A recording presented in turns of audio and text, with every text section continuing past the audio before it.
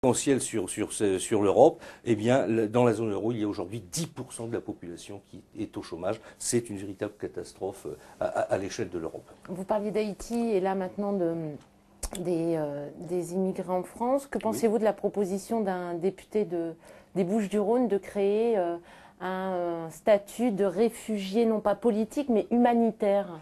Ah ben oui, oui, j'encourage ce député, je ne connais pas son nom, mais enfin, on peut lui décerner un bonnet d'âne, je suis d'accord pour lui accorder, parce que je l'engage à les recevoir chez lui, parce que les réfugiés humanitaires, il va y en avoir quelques-uns dans ce cas-là.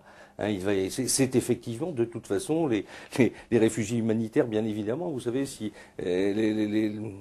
l'être humain va là où le soleil brille ou là où on a mangé. C'est de tout temps comme ça. Mais ce n'est pas pour autant, c'est M. Jospin, je crois, qui disait qu'on ne peut pas accuser toute la misère du monde. J'encourage ce député à les recevoir dans son salon, à agrandir un petit peu sa maison, parce qu'il va y avoir du monde.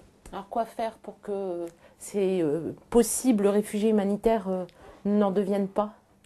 Ah, écoutez, les grands de ce monde qui aujourd'hui ont organisé toute la planète pour que les grands trusts internationaux profitent bien sûr profitent un petit peu enfin pas un petit peu, mais beaucoup d'ailleurs, de tous les revenus de la planète, eh bien c'est à eux qu'il faut s'adresser. Bien sûr, c'est là-bas qu'il faut essayer de développer, dans les pays émergents, qu'il faut essayer de maintenir les populations. Bien évidemment, nous n'aurons pas la capacité en Europe d'accueillir le monde entier. Ça n'est pas possible.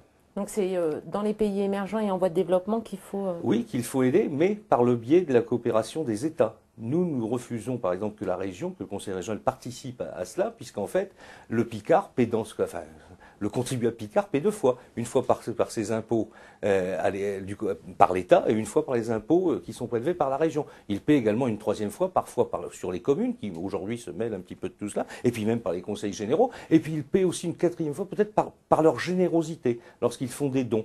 Alors bon, je crois que là aussi, il y a un certain nombre de choses à revoir. Un mot, si vous le permettez, sur le débat sur l'identité nationale voulu par M. Sarkozy, qui, je pense, cette fois-ci, s'est assis sur une baïonnette.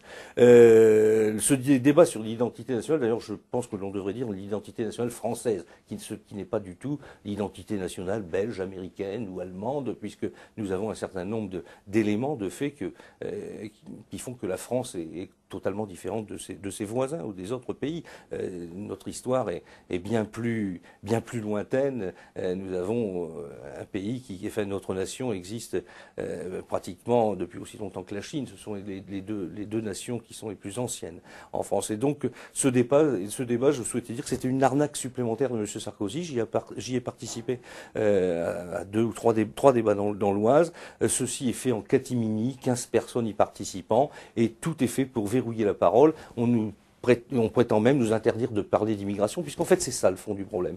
Et aujourd'hui, eh bien, ce débat n'est qu'un prétexte électoral et ne débouchera strictement sur rien, sauf sur les propositions que M. Sarkozy a peut-être derrière la tête, même s'il s'en défend, le droit de vote, comme il a écrit il y a quelque temps, le droit de vote dans son livre, le droit de vote pour les immigrés notamment.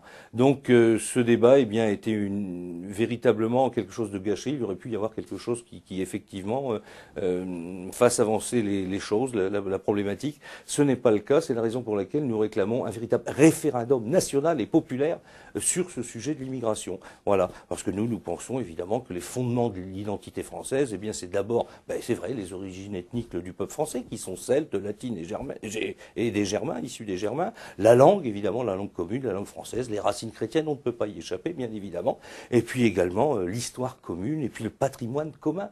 C'est tout ça qui fait l'identité française, et aujourd'hui, c'est tout cela qui est nié, tronqué par ce débat, ce faux débat qui a été organisé par le pouvoir. Vous pensez que c'est une façon pour la droite, à l'aune des régionales, d'affaiblir les listes, notamment Front National?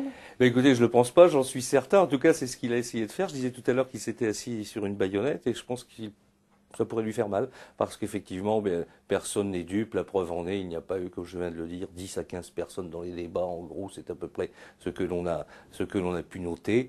Donc, je crois que les Français se rendent compte effectivement que M. Sarkozy, qui avait déjà aspiré sur des mensonges électoraux une partie de l'électorat du Front National, eh bien, demain va peut-être se rendre compte que cette fois-ci, c'est le temps de la déconvenue.